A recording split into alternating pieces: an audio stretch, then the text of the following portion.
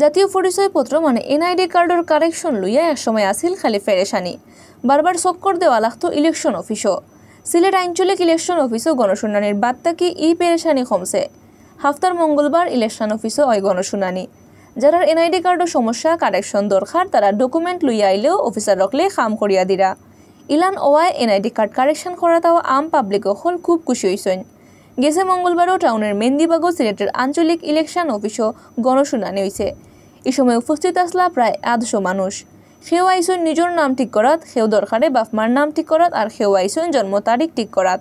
Election officer রখলে সকলের problem শুনিয়া আর দরকারি ডকুমেন্ট দেখিয়া ইটা কারেকশনের খাম হাত লইছেন। কোনো জাতর পেরেশানি ছাড়া এনআইডি কারেকশন খাম করিয়া খুশি হয়েছেন সকলে। টাউনের টিল্লাগড় থাকি আব্দুল কাদের নামের 8 বয়সী একজন আইসলা তার নাম কারেকশন করাত। পাসপোর্ট রিনিউ করার লাগি তার এনআইডি কারেকশন করা দরকার লাগছিল। দরকারি ডকুমেন্ট দেখিয়া তার এনআইডি কারেকশন করিয়া দিছেন অফিসার রখলে। দিলকুশ হইয়া অফিস থেকে আইসেন আব্দুল কাদির। সিলেট আঞ্চলিক ইলেকশন অফিসার মোহাম্মদ ফয়সল কাদের কইছেন গণশুনানির দিন যার এনআইডি কার্ড কারেকশন লাগবো তানরে দরকারি ডকুমেন্ট লগে লইয়া আওয়ার লাগে হওয়া হয়েছে। এর বাদ থেকে ইতা হলরে প্রুফ দেখিয়া লগালগ এনআইডি কার্ড কারেকশনের কাম আত লওয়া হয়।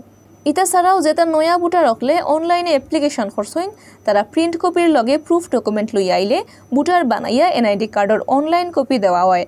আম পাবলিক জেলান কোনো জাতর পেরেশানির মাঝে না ফোরন ও তার লাগে প্রতি মঙ্গলবার অলান গণশুনানি করা হয়।